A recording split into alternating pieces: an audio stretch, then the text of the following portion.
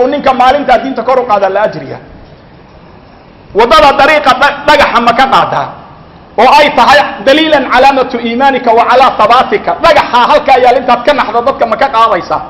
waa maya nin Soomaaliga hadduu gaari wata xitaa dhagax ka hor yimaada qaadi maayo dhinac buu ka mari hadduu rabana shafkuba ugu duugi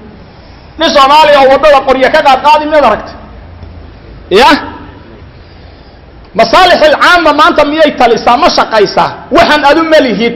laynama barinba markaad yarayd hooyada waxay kugu korisay wiilka siiya widinka yar yahay siiya wuu ka weyn yahay sii ummadii oo dhan buu sii ka wada rabaa marka war wiilka siiya iska sii hooyo isaga ka yare xaqan adaale lama barin moogtahay intan yaale reerahaale halkan yaa xoog badan inaga halkan yaa jooga inaga yaale adiga iyo inaga buu u dhaxeeya ummad mahmaadeedu tahay hadduu lowga ka guba xagasha ka gub hadduu ku qaniyo ka fujisee ku dhag aduguna waxay yidhaahdeen inaan warankaagu kaa celin wacad ee bakaama celiyo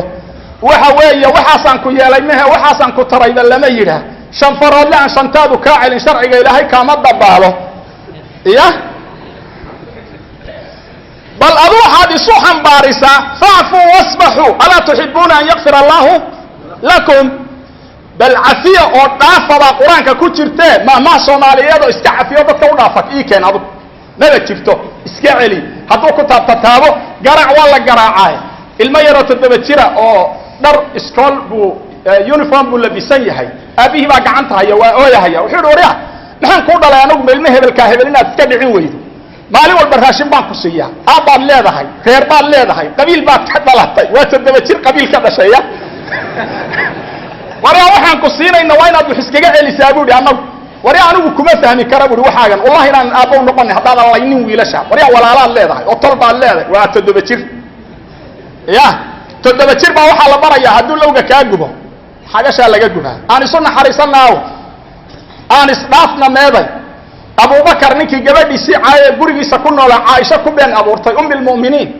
markuu hadlay uu yiri wallahi inaana misdax maanta dabadeed nafaqaynayn ilaahay muxuu ku yiri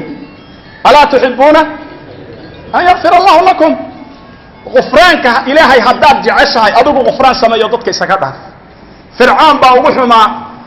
adduunka cid ku noolo sheegtay ilaahnimo Muuse markii loo dirayna maxaa la yiri faqula lahu qawlan layyinan iska celiya ninka lama dhihina ninka u turo hadal dabacsan ula tagadaali xagan hadda malaha waxaan u malaynayaa hadalla jilicsan waaba yaalaan